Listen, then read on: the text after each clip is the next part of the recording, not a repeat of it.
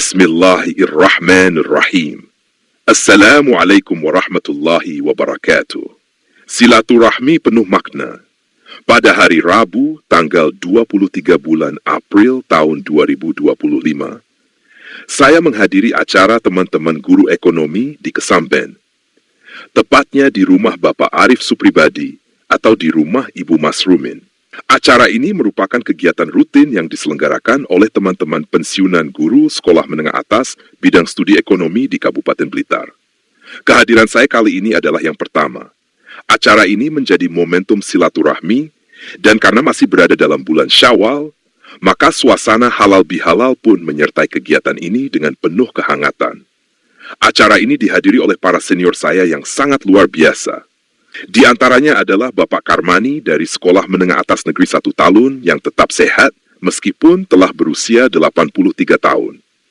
Hadir pula Ibu Sri Hastuti, seorang guru senior yang telah mengajar di Sekolah Menengah Atas Talun sejak tahun 1975.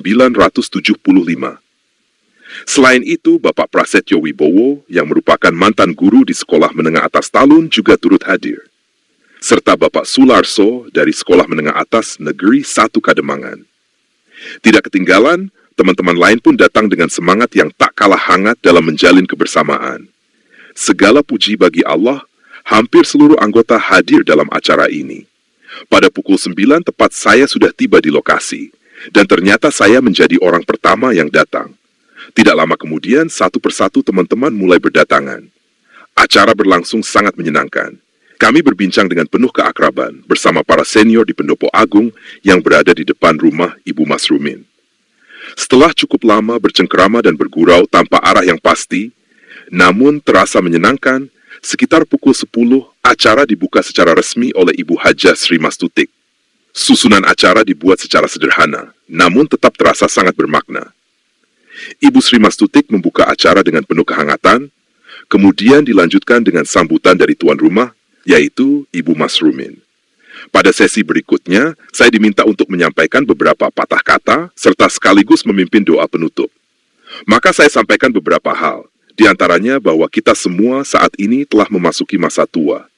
Hal yang paling penting adalah tetap merasa bahagia, tidak mudah mengeluh, sebab sikap seperti itu tidak baik untuk kesehatan jiwa, terlebih bagi kita yang sudah memasuki masa pensiun. Saya sampaikan bahwa kita semua adalah saudara, dan dalam budaya Jawa, saudara sejati memiliki 4 sikap utama yang bisa menjadi pedoman dalam menjalin hubungan. Pertama, nesumu tak sabari. Artinya, jika engkau sedang marah atau emosi, aku akan bersabar dan tidak membalas dengan kemarahan pula. Contohnya, suatu ketika ada teman kita yang tiba-tiba berbicara dengan nada tinggi karena sedang kesal. Sebagai saudara, kita tidak terpancing emosi, tapi memilih mendengarkan dengan tenang, dan setelah itu mencoba memahami apa yang sedang ia alami. Cuekmu tak telateni, maksudnya, meskipun engkau bersikap cuek atau seolah-olah tidak peduli, aku tetap akan menyapa dan menjagamu dengan perhatian. Contohnya, ada teman lama yang sudah jarang menghubungi, tidak membalas pesan atau undangan. Kita tetap mengajaknya dalam pertemuan, tetap mengiriminya kabar baik, dan tidak memutus tali silaturahmi hanya karena sikapnya yang dingin. Aibmu tak tutupi. Ini berarti, jika engkau memiliki kekurangan atau pernah melakukan kesalahan, aku tidak akan membukanya ke orang lain, tetapi berusaha menutupi dan menjaganya agar tidak mempermalukanmu. Contohnya, kita mengetahui ada teman yang pernah mengalami masalah pribadi. Sebagai saudara, kita tidak menceritakannya kepada orang lain, bahkan saat sedang kesal atau berselisih dengannya. Kasih sayangmu tak uri-uri. Artinya, rasa kasih sayang dan kebaikanmu akan selalu aku jaga dan rawat. Tidak aku lupakan meskipun waktu sudah berlalu. Contohnya, dulu ada teman yang pernah membantu kita saat susah. Walaupun sekarang sudah jarang bertemu, kita tetap mendoakannya, menghormatinya, dan menyambung komunikasi dengan tulus, karena kita menghargai kasih sayangnya. 4 hal ini sederhana, tetapi sangat mendalam. Bila kita semua berpegang pada sikap-sikap tersebut, insya Allah silaturahmi akan menjadi kuat, ikhlas, dan penuh berkah. Seperti sabda Nabi Muhammad, tidak akan masuk surga orang yang memutus tali silaturahmi. Hadis riwayat Bukhari. Mari kita jaga hubungan ini, bukan hanya dengan pertemuan, tapi juga dengan hati yang bersih, saling menerima, dan saling mendoakan.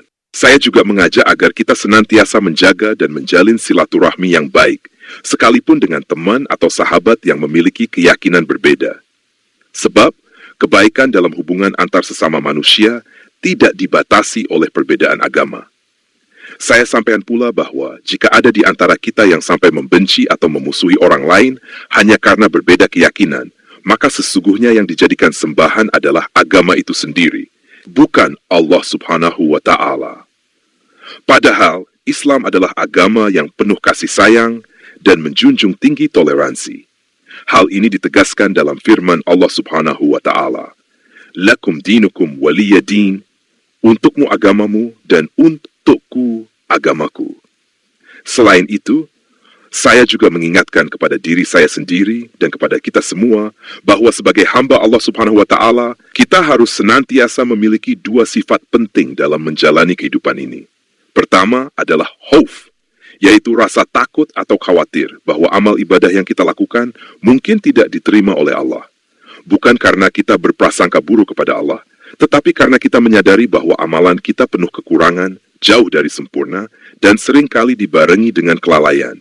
Kedua adalah roja, yaitu sikap penuh harap agar Allah Subhanahu wa Ta'ala menerima amal-amal kita yang sedikit ini, dan tetap mencurahkan rahmat-Nya kepada kita.